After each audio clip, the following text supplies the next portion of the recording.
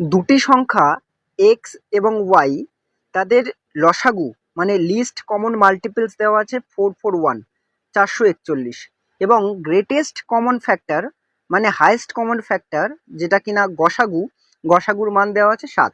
আমাদের বলতে হবে এক্স যদি 49 হয় তাহলে ওয়াই কত হবে। আমরা কি জানি দুটো সংখ্যার গুণফল তাদের গসাগু এবং লসাগু তাদের গুণফলের সমান। গসাগু 7 এবং লসাগু কত 441। আমরা এক্স এর মান বসিয়ে সিম্পলি এই ওয়াই এর মানটা বার করতে পারি, কিন্তু পরীক্ষায় এত সময় থাকে না। কিভাবে করব?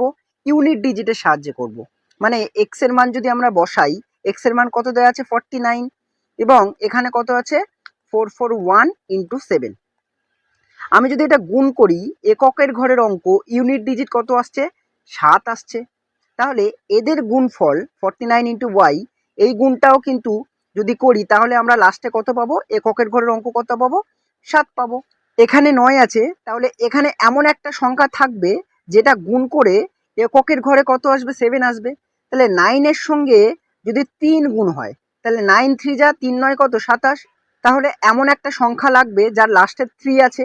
অপশানে দেখো 63-তে 3 আছে, তার মানে 49 ইন্টু 63 করে কত হবে এই আনসারটা পাওয়া যাবে। অন্য কোনো অপশানে কিন্তু 3 নেই।